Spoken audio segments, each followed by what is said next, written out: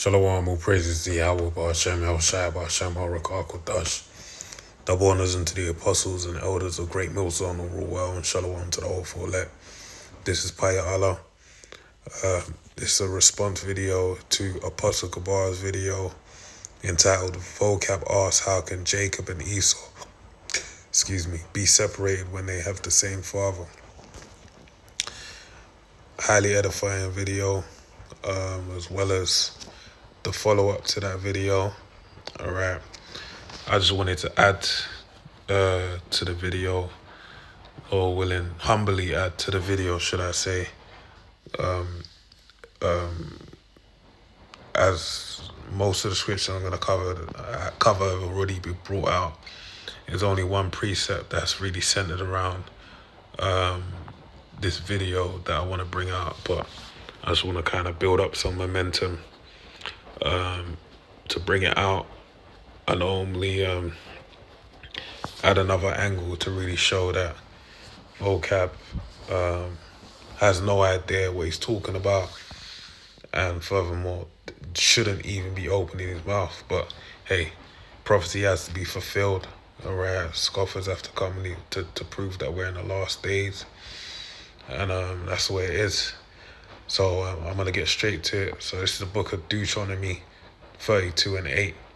When the Most High divided to the nations their inheritance, when he separated the sons of Adam, he set the bounds of the people according to the number of the children of Israel. All right, so I'm going to read it again and break down the points and read on. So it says, when the Most High, the Heavenly Father, divided to the nations their inheritance, when he separated the sons of Adam, he set the bounds of the people according to the number of the children of Israel. Right, so the Heavenly Father separated there was, the descendants of Adam. The Heavenly Father made divisions amongst them. All right, hence why you have one of the sons of Adam. Oh, I think his name means division. It's escaped me right now, but you have Peleg or Palag, which means division or separation. I'd have to look it up to be sure. It's worth looking it up. But that's why, for that purpose, he was presented, because that's when the separation was made. All right? He set the bounds of the people according to the number of the children of Israel. Right? So he did it in favor of his people. All right? So if you had a nation that were put in today what is known as Europe, or put in Ham, or put in on the coast, bordered Israel, the Heavenly Father designated that placement for them to the benefit of Israel, to serve for the purpose of Israel, because it's the same sentiment that's spoke of in the book of 2nd Ezra. All right, Ezra speaks of all nations being made for our sakes. All right, and them being it's nothing. All right, but there's a purpose they have to play, and the Heavenly Father positioned them so. Just like we have in the book of Joshua, or Moses, the books of Moses going into Joshua, it speaks of the nations being kept there, the thorn in our side. All right, and that was for the sake of the Heavenly Father's word ultimately, and which is, and his inheritance, Israel. So let me read back, because I want to show one point as well. When the Most High divided the nations their inheritance, right? Genesis, the 10th chapter, the table of nations, right? The Heavenly Father established the division, all right, when he separated the sons of Adam, right?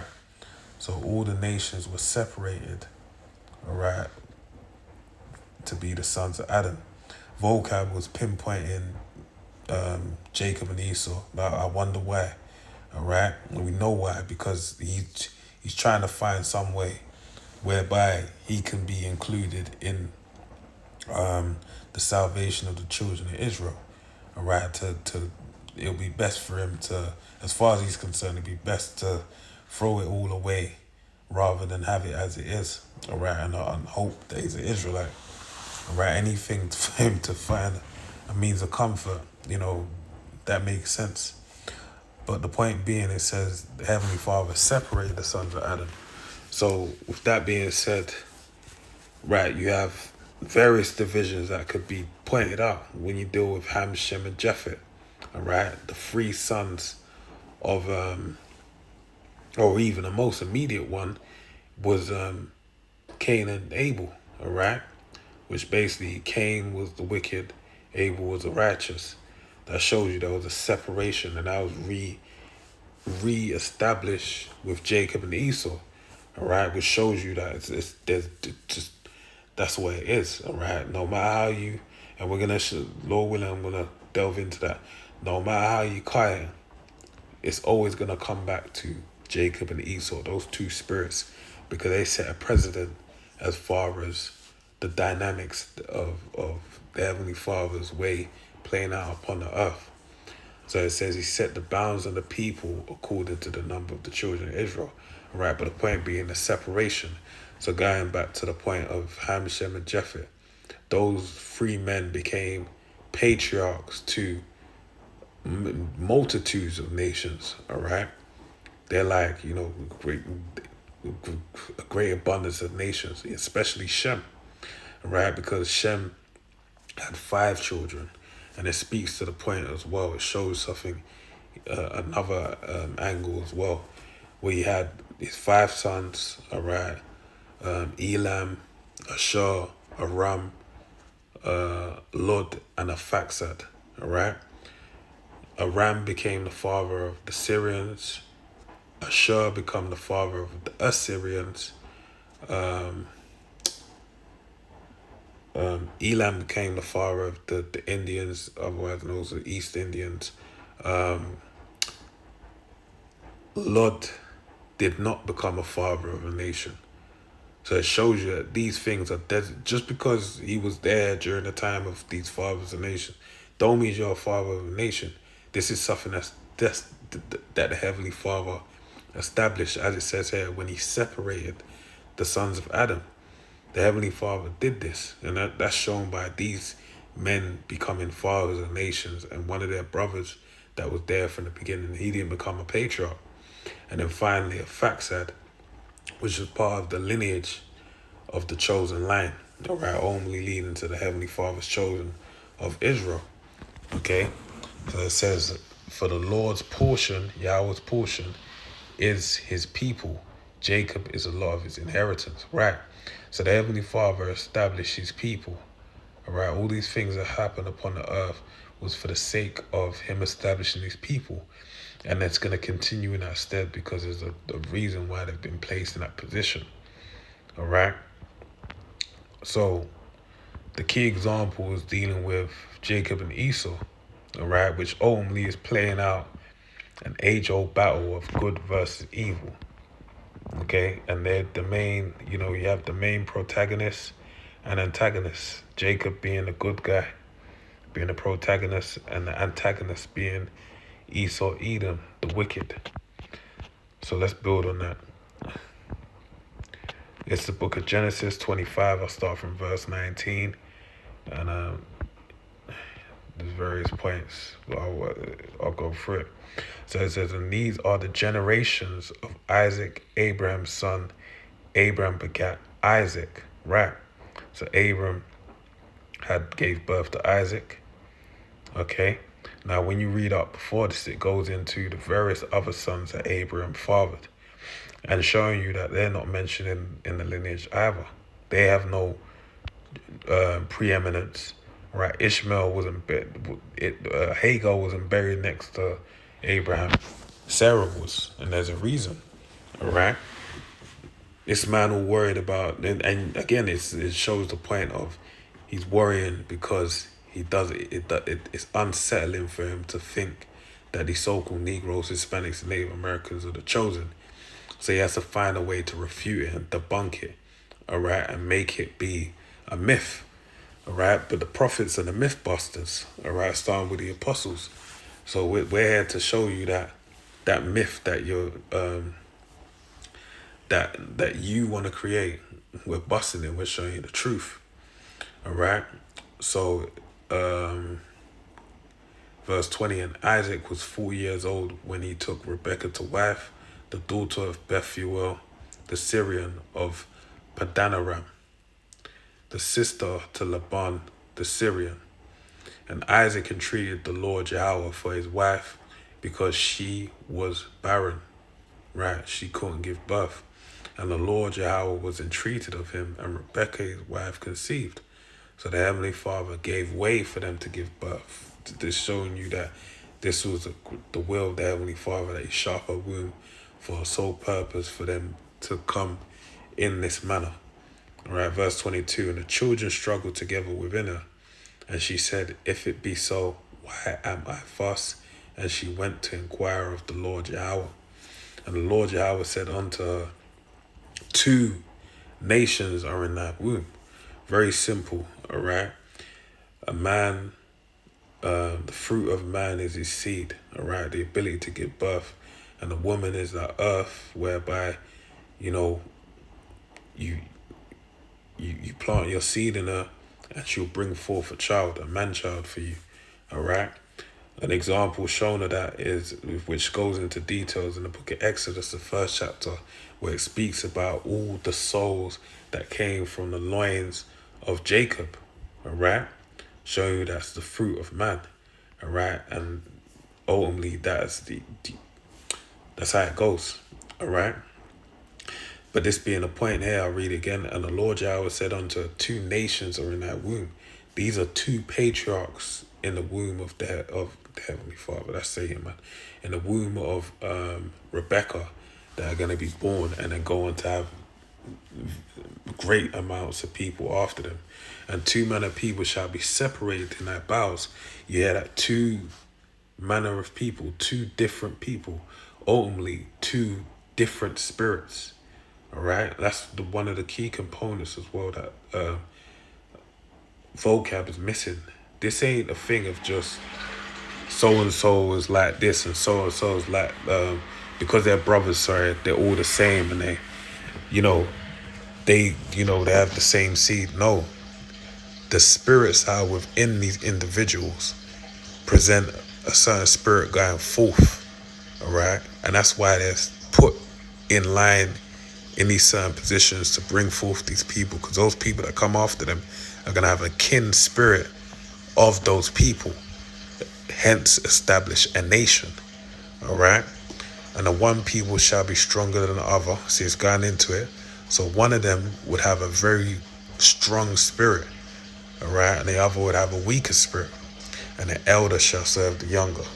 And ultimately, in that, the elder's going to serve the younger, all right? And when her days to be delivered were fulfilled, behold, there were twins in her womb. And the first came out red all over like a hairy garment, and they called his name Esau, Ishashwa, which means wasted away is he, all right, due to his lack of pigmentation, all right. To have so-called white skin isn't a thing of a blessing. It's actually a thing of really a curse, all right. Just read the book of Numbers, the 12th chapter of Miriam. It says it all there. Verse 26, and after that came his brother out, and his hand took hold on Esau's heel. All right. So you see there's no mention of how Jacob looked, because he came out as everyone else done in that time previously. And his name was called Jacob. And Isaac was 80 years old when she bare him. So they got married at 40, and they didn't have children for 20 years. That's a little bit of a bird, another way of saying a jail sentence. Verse 27, that's been the ultimate point. And the boys grew, and Esau was a cunning hunter, a man of the field, and Jacob was a plain man dwelling in tents. That's the personification. That's the showing. That's how you know they're 2 different spirits. All right? And it's how you can see these nations. There was a partition, which today we can see in full on effect. All right? This world that we live in, we know even when you deal with social media over the internet, there'll be certain things that are stereotypical of so-called white people that everyone will know. Like the videos of like one that comes to mind, videos of like the stay-at-home moms making atrocities with food, man. Like just I don't know what's going through their mind, man. But that's something that's within their spirit. Like they'll say like salad with raisins in it, or just different little things. Those pertain to those people. But let's go one step further. All right, things that were shown in the Bible, the because ultimately Esau got named Edom due to eating red pottage. All right, they like their meat undercooked. All right, with blood coming out. Also, they're cunning hunt. They're people of the field. They like to go out on adventures and do crazy things that are borderline. You know, basically you're asking to die. All right. Whereas when you deal with Jacob, we're very plain people, dwelling in tents. It don't take a lot for us to be amused. All right. We're very simple people. We enjoy our own company, you know, music, things, you know, food, different things, but it's nothing outrageous. We're very, you know, laid back and kingly people, right? Royal people. So with that being said, this really shows the distinction, all right, and how the partition was made, how it was separated. So much so to the point that it's going to happen again within the time that we're in. All right, and this is really the point of the video. All right, because the Heavenly Father, we're in a time where all the nations this man has heaped all the nations unto himself. As the prophecy says, as was shown during the time of the Greco-Roman Empire, and has come back into play due to them being revived again in that same spirit. And all the nations have been heaped onto him, and he's mingled himself within these nations, and only within the holy nation. So the Heavenly Father has to do what? He has to make a separation once again. But this separation that he's making is only for the elect. So it's a remnant. All right. As you have a sieve, all right, there's only a remnant. The good is going to fall it's basically going to pass through the sieve. And all of the, you know, everything that the Most High don't want is going to be retained on top of that sieve. All right. So this separation is this is the point, vocab. This separation is so necessary. All right. It's something that's much needed. All right. To the fact that the Heavenly Father in these last days that we're in is going to reestablish that separation, that partition again before he establishes his kingdom. Right, because you're trying to say like, you know, this part, you know, this separate, they're brothers, they're both the same. If they're both the same, why does the Heavenly Father want to do this all over again? All right, because he doesn't want them being mixed in with a sanctified lot of people. All right, so this is Matthew 13 and 36. Then Yahushua sent the multitude away and went into the house. And his disciples came unto him, saying, Declare unto us the parable of the tares of the field. He answered and said unto them, He that soweth the good seed is the Son of Man. Right, so the Son of Man is the one that soweth the good seed. All right, the field, funnily enough as well, the Son of Man came as the angels, well, he himself prophesied, I believe it's in the book of Genesis, the 17th chapter, unto Abraham and Sarah, that he would come in that, and they'll give birth, and they will come in that same manner after that time. All right. He actually prophesied that he would be the man that only gave the good seed, because he gave birth to who? Israel. All right. The field is the world. The good seed are the children of the kingdom, but the tares are the children of the wicked one. The enemy that sowed them is the devil. The harvest in the end. The harvest is the end of the world, and the reapers are the angels. Right. So you have to go back to the parable. Excuse me. You have to go back to the parable to get the full understanding of what I'm just getting a breakdown. You know, just for the interest of time. All right. But I'll read it again and break it down. So it says, the field is the world. The good seed are the children of the kingdom. Right. So as the parable goes into, the field, the sower is Yahweh Shai, which basically sowed that good seed, all right? And, the children of the kingdom, but the tares are the children of the wicked one. So there's tares that have been mingled in the midst of that good seed, all right? The enemy that sowed them is the devil, all right? So this is something that Satan did. The harvest is the end of the world, and the reapers are the angels. Excuse me.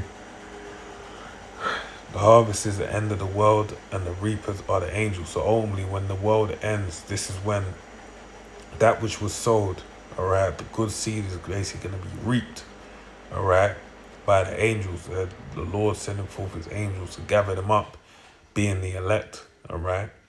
But the rest, even, as it tells you in the book of Romans 9, they are not all Israel, which are of Israel. They're going to be destroyed along with the tares. All right. As therefore the tares are gathered and burned in the fire, so shall it be in the end of this world. The Son of Man shall send forth his angels, and they shall gather out of his kingdom all things that offend them, and them that do which do iniquity, right? And shall cast them into a furnace. That's the 2/3 and the wicked of Israel, and shall cast them into a furnace of fire. There shall be wailing and gnashing of teeth. Then shall the righteous shine forth as the sun in the kingdom of their Father. Who have ears to hear, let them hear. So only this parable serves that, brings forth that dynamic of the good and evil, all right? The good being the children of Israel, the good seed, all right? And the wicked being the devil, Esau, Edom, the so-called white man as he's known today, all right, which has mingled his seed amongst our people. But the Heavenly Father does not want that. This really just shows you the same point, all right, that separation is so important to the Heavenly Father that he's making that partition, he's making that separation a great point concerning the end of the world, all right? So, yeah, this is really it, man. The Heavenly Father established the nations in accordance with the children of Israel to serve unto them, and not only the battle of good and evil was established by the birth of Esau, Jacob's brother. Even though they're brothers, they're not of the same spirit. They're not likened unto each other in the sense that Esau is a righteous man. No, he had the blessing. He lost it. He sold it. He saw no benefit in it. So that good was passed on to Israel, and he made himself de facto evil, even though he was already established before his birth. Now only that same dynamic, no matter how you spin it, is still at play today. So much so to the point that when the Heavenly Father sends forth his Son, he's going to reestablish that and make it known. Just as in the beginning, he's going to make good on it in these last days. And it will be the standing order as we go into the kingdom. In fact, that will make it as to where we are in the kingdom, right? When the good seed is set aside unto the Heavenly Father, and the wicked are set aside unto damnation, right? So no matter which way you cut it, this is where it is, all right? Heavenly Father is a chosen, he's separated unto himself, and there's a wicked that he's put aside to destruction, all right? A vessel fitted for destruction. So with that, I pray you're edified to the next one. So shalom, shalom.